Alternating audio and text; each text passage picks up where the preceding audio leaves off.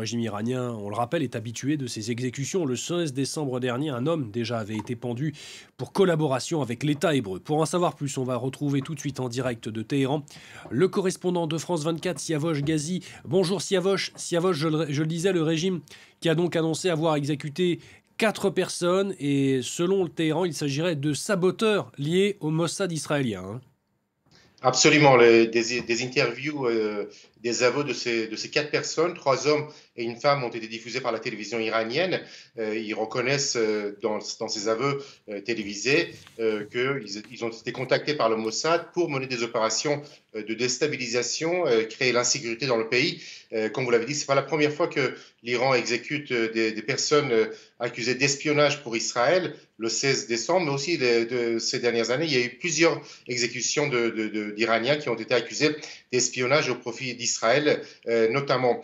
Cela intervient alors que les Israéliens, selon Téhéran, mais aussi selon l'ancien Premier ministre israélien Naftali Bennett, ont mené des opérations de sabotage et d'action contre des sites du programme nucléaire iranien et aussi contre des responsables du programme nucléaire iranien ces dernières années.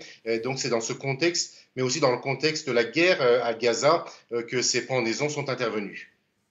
Siavosh, vous évoquiez justement le programme nucléaire iranien. Hier, jeudi, les États-Unis, la France, le Royaume-Uni et l'Allemagne ont de leur côté condamné l'accélération de la production d'uranium enrichi par l'Iran. Quelle réponse du régime?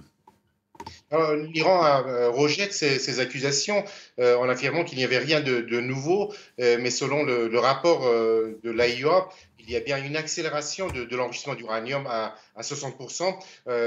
L'Iran est passé d'une production de 3 kg d'uranium enrichi à 60% à 9 kg par mois, ce qui est donc une avancée importante.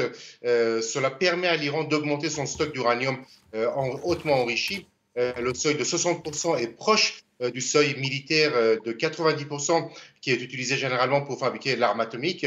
Et selon l'AIEA, l'Iran dispose déjà de suffisamment d'uranium hautement enrichi pour la fabrication de 3 bombes atomiques. Mais l'Iran a décidé donc d'accélérer son programme et rejette toutes ces accusations des pays occidentaux et d'Israël, ce qui donc accentue les tensions à la fois entre l'Iran et les pays occidentaux, mais aussi Israël, alors que Téhéran et ses alliés sont engagés directement dans des combats depuis le nord, depuis le Liban ou aussi au Yémen contre Israël.